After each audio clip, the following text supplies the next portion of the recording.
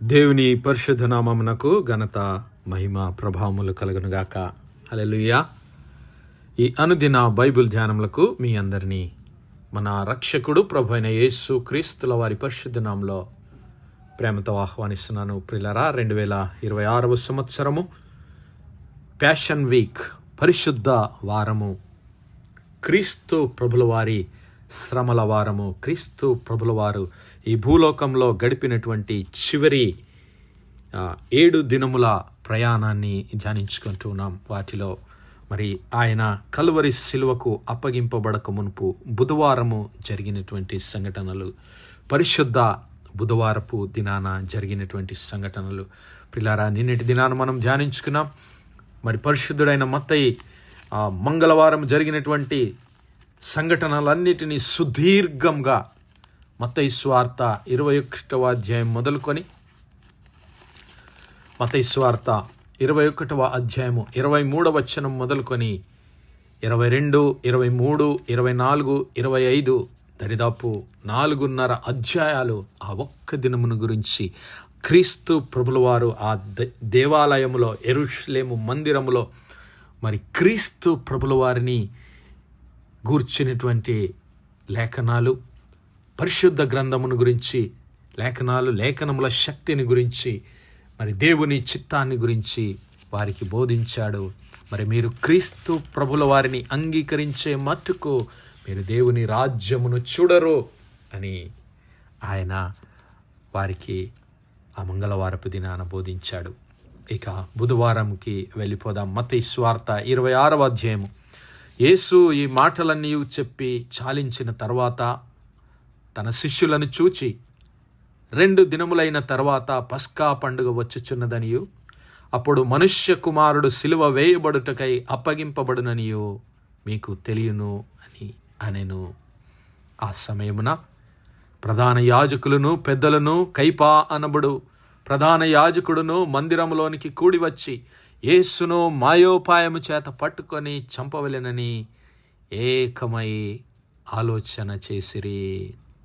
దేవునామానికి మహిమ కలుగును గాక. ప్రియులారా, మరి క్రీస్తు ప్రభుల వారు ఆ మంగళవారపు విషయాలని బోధించిన తర్వాత బుధవారపు దినాన మరి శిష్యులకు తెలియజేస్తున్నాడు, ఇదిగో మరి మనుష్య కుమారుడు సిలువ వేయబడుటకై అప్పగించబడవలసి ఉన్నదని మీకు తెలుసు.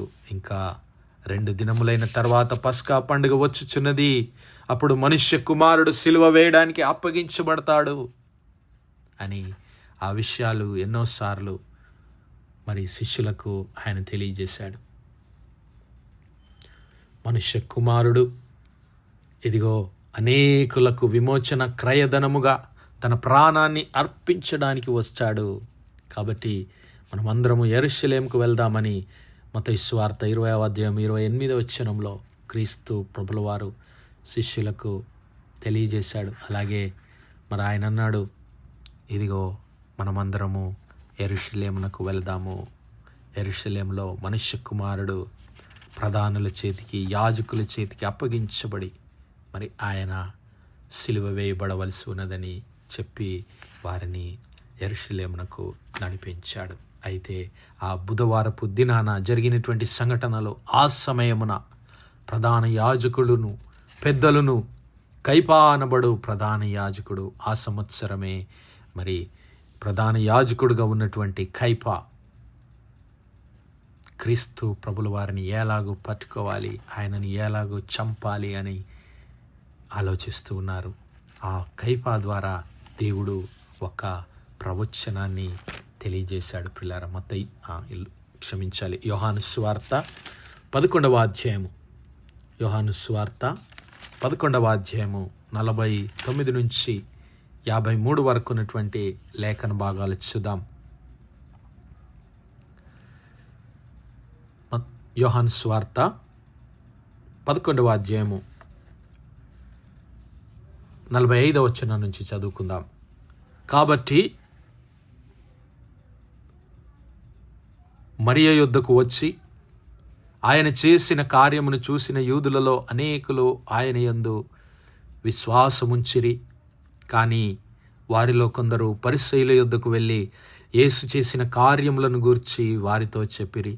కాబట్టి ప్రధాన యాజకులను పరిసయ్యులను మహాసభను సమకూర్చి మనమేమి చేయుచున్నాము, ఈ మనుష్యుడు అనేకమైన సూచక క్రియలు చేయుచున్నాడే, మనం ఆయనను ఇలాగు చూచుచూ ఊరకుండిన ఎడల అందరూ ఆయన యందు విశ్వాసముంచెదరు. అప్పుడు రోమీయులు వచ్చి మన స్థలమును మన జనమును ఆక్రమించుకొందరని చెప్పిరి. అయితే వారిలో కైపా అను ఒకడు ఆ సంవత్సరపు ప్రధాన యాజకుడయ్యుండి, మీకేమీ తెలియదు, మన జనమంతయు నశింపకుండునట్లు ఒక మనుష్యుడు ప్రజల కొరకు చనిపోవుట మీకు ఉపయుక్తమని మీరు ఆలోచించుకొనరు అని వారితో చెప్పాను. తనంతట తానే ఇలాగు చెప్పలేదు, కానీ ఆ సంవత్సరము ప్రధాన యాజకుడై ఉండెను గనుక యేసు ఆ జనము కొరకు మాత్రమే కాక చెదిరిపోయిన దేవుని పిల్లలను ఏకముగా సమకూర్చుటకును చావనయ్యున్నాడని ప్రవచించెను. హల్లెలూయా. చూసారా ప్రియులారా, దేవుని కార్యములు ఊహకందనటువంటివి. ఆయన మరి ఆ యొక్క ప్రధాన యాజకుడైనటువంటి కైఫా చేత ప్రవచనాన్ని పలికించాడు. ఏమనంటే, క్రీస్తు ప్రభుల వారు చెప్పిన మాదిరిగా ఆయన అన్నాడు, ఇదిగో అనేకుల విమోచన క్రయధనం కొరకు మరి నా ప్రాణాన్ని అర్పిస్తానని క్రీస్తు ప్రభుల వారు మాటలు ఆ ప్రవచనాలు చెబితే, మరి ఆ ప్రవచనాన్ని మరి ఆ సంవత్సరపు ప్రధాన యాజకుడైనటువంటి కైఫా కూడా మరి ఆయన వేరే ఉద్దేశము కలిగి ఉండి కూడా మరి ఇదిగో ఒక్క మనుష్యుడు అందరి కోసం, చెదిరిపోయిన దేవుని పిల్లల కోసం చనిపోవుట మంచిది కాదా అని ప్రవచిస్తూ ఉన్నాడు. అయితే ఆయన మరి మన మేలు కోరి చేయలేదు, కానీ క్రీస్తు ప్రభుల వారిని సంహరించాలని, ఆయనని ఎలాగైనా చంపాలని మరి ఆ ప్రయత్నంలో దేవుని ప్రవచనాన్ని ఆయన పలుకుతూ ఉన్నాడు. అయితే ప్రియులారా, మరి ఆ బుధవారము జరిగినటువంటి 2 సంఘటనలు, ఆ తరువాత మరి వారికి అప్పగించడానికి యూదా మరి క్రీస్తు ప్రభుల వారిని మోసగించడానికి, మరి క్రీస్తు ప్రభుల వారిని అప్పగించటానికి వారితో మరి పన్నాగం పన్నుతూ ఉన్నాడు. అప్పుడు ఆయన యొద్ద ఉన్న 12 మందిలో ఒకడగు ఇస్కరియోతు యూదా ప్రధాన యాజకుల యొద్దకు వెళ్ళి, నేను ఆయనను మీకు అప్పగించిన ఎడల నాకేమిత్తురని వారిని అడిగెను. అందుకు వారు 30 వెండి నాణెములు తూచి వానికిచ్చిరి. అప్పటి నుండి వాడు యేసును అప్పగించుటకు తగిన సమయం కొరకు కనిపెట్టుచుండెను. దేవుని నామానికే మహిమ కలుగునుగాక. ప్రియులారా, ఇక ఆ బుధవారపు దినాన యూదా క్రీస్తు ప్రభుల వారిని అప్పగించడానికి ఆ యొక్క ప్రధానులతోనూ యాజకులతోనూ ఒక ఒప్పందాన్ని, చీకటి ఒడంబడికను చేసుకుంటున్నాడు. క్రీస్తు ప్రభుల వారిని మోసగించడానికి తన హృదయంలో తీర్మానము చేసుకున్నాడు. అయితే ఆ దినమే జరిగినటువంటి మరి యొక్క సంఘటన, అదే మత్తయి సువార్త 26వ అధ్యాయము 6 నుంచి 13 వచనాలు, అలాగే యోహాను సువార్త 12వ అధ్యాయము, యోహాను సువార్త 12వ అధ్యాయం మొదటి 10 వచనాల్లో మరి యేసు బేతనియాలో కుష్ఠిరోగి అయిన సీమోను ఇంటిలో ఉన్నప్పుడు ఒక స్త్రీ మిక్కిలి విలువగల అత్తరు బుడ్డి తీసుకొని ఆయన యొద్దకు వచ్చి ఆయన భోజనమునకు కూర్చుని ఉండగా దానిని ఆయన తల మీద పోసెను. శిష్యులది చూచి కోపపడి, ఎందుకు నష్టం చేయుచున్నావు? దీనిని గొప్ప వెలకమ్మి బీదలకు ఇవ్వచ్చు గదా అనిరి. యేసు ఆ సంగతి తెలుసుకుని, ఈ స్త్రీ నా విషయమై ఒక మంచి కార్యము చేసెను, ఈమెను మీరేలా తొందర పెట్టుచున్నారు? బీదలు ఎల్లప్పుడూ మీతో కూడా ఉన్నారు, కానీ నేను ఎల్లప్పుడూ మీతో ఉండను. ఈమె ఈ అత్తరు నా శరీరం మీద పోసి నా భూస్థాపన నిమిత్తము దీనిని చేసెను. సర్వలోకమందు సువార్త ఎక్కడ ప్రకటించబడునో అక్కడ ఈమె చేసినదియు ఈమె జ్ఞాపకార్థకంగా ప్రకటించబడుననియు ప్రశంసించబడిననియు మీతో నిశ్చయముగా చెప్పుచున్నానని అనెను. హల్లెలూయా. ఆ విషయాన్ని యోహాను సువార్తలో మరి పరిశుద్ధుడైన యోహాను రాస్తూ ఆ మిక్కిలి మార్త ఉపచారం చేస్తూ ఉంది. లాజరు ఆయనతో కూడా భోజనాన్ని కూర్చొని ఉన్నాడు. అప్పుడు మరియా మిక్కిలి విలువగల అచ్చ జటామాంసి అత్తరు తీసుకుని వచ్చి యేసు పాదములకు పూసి తన తల వెంట్రుకలతో ఆయన పాదములు తుడిచిందని రాస్తూ ఉన్నాడు. అయితే ఆయన శిష్యులలో ఒకడు, ఆయనను అప్పగింపనయ్యున్న ఇస్కరియోతు యూదా ఈ అత్తరు ఎందుకు 300 దేనారములకు అమ్మి బీదలకు ఇయ్యలేదనెను. వాడిలాగు చెప్పినది బీదల మీద శ్రద్ధ కలిగి కాదు గాని వాడు దొంగయ్యుండి తన దగ్గర ఉన్న ఆ డబ్బు సంచి ఉండినందున అందులో వేయబడినది దొంగిలించుచూ వచ్చెను గనుక అలాగూ చెప్పాను. ప్రియులారా, ఇక్కడ 2 విషయాలు మనం గమనిస్తూ ఉన్నాం. తన జీవితకాలమంతా మరి కూడగట్టుకొని తాను సంపాదించుకున్న తన జీవితం అంతటిని క్రీస్తు పాదాల చెంత పెట్టింది ఆ మార్త, ఆ స్త్రీ.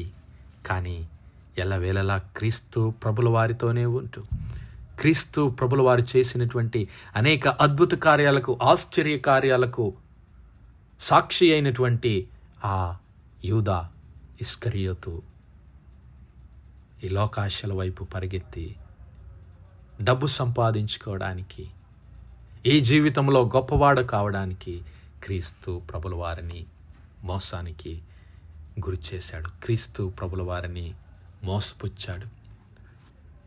కానీ ఆ స్త్రీ, ఆ మార్త క్రీస్తు ప్రభుల వారిని అభిషేకించి మరి ఈ సువార్త ఎల్లవేళలా ఎక్కడ ప్రకటించబడుతుందో అక్కడ తన పేరును సుస్థిరము చేసుకున్నది. మరి నా సహోదరుడా, నా సహోదరి, యేసయ్య అన్నాడు కదా మత్తయి సువార్త 16:26 తన ప్రాణమును కొనగోరువాడు దానిని పోగొట్టుకుంటాడు, నా నిమిత్తము దాన్ని పోగొట్టుకునివాడు రక్షించబడతాడు. హల్లెలూయా. తన ప్రాణాన్ని మరి దక్కించుకోవడానికి, డబ్బు సంపాదించుకోవడానికి క్రీస్తు ప్రభుల వారిని అమ్మివేసి తన ప్రాణాన్నే కోల్పోయాడు యూదా ఇస్కరియోతు. కానీ తన జీవితకాలం అంతా సంపాదించినటువంటి ఆ విలువైనటువంటి అత్తరుబుడ్డిని తన జీవితమంతా క్రీస్తు ప్రభుల వారి పాదాల చెంత పోసినటువంటి ఆ స్త్రీ, క్రీస్తు ప్రభుల వారిని అభిషేకించినటువంటి ఆ స్త్రీ ధన్యురాలైంది. సువార్త ఎక్కడ ప్రకటించబడినా నేడు కూడా మనము కూడా ఆ స్త్రీని జ్ఞాపకం చేసుకుంటున్నాం. కాబట్టి ఆ క్రీస్తు ప్రభుల వారు చూపినటువంటి ఆ యొక్క ప్రేమకు మన జీవితాలను సమర్పిద్దాం. మన జీవితాలను సమర్పిస్తే మరి క్రీస్తు ప్రభుల వారు దీవిస్తాడు, ఆశీర్వదిస్తాడు. కాబట్టి మనమందరము ఆ మార్తా వలె మన జీవితాలను క్రీస్తు ప్రభుల వారికి సమర్పిద్దాం. అట్టి కృప, అట్టి ధన్యత దేవుడు మనందరి జీవితాల్లో దయచేయనుగాక. Amen, amen, amen. పరిశుద్ధుడా, మహోన్నతుడా, కృపా కనికరములు గల మా పరలోకపు తండ్రి, మరొకసారి మీ ప్రియ కుమారుడైన క్రీస్తు ప్రభుల వారి పరిశుద్ధ నామములో మీ కృపా సన్నిధానంలో ప్రార్థిస్తున్నాం. అయ్యా, క్రీస్తు ప్రభుల వారికి మా జీవితాలు సమర్పించుకొని మీ సాక్షులుగా ఈ లోకంలో జీవించే కృప మాకు దయచేయమని సమస్త మహిమ, ఘనత, ప్రభావాలు మీకే చెల్లిస్తూ యేసయ్య నామములో అడుగుతున్నాము తండ్రి. Amen, amen, amen.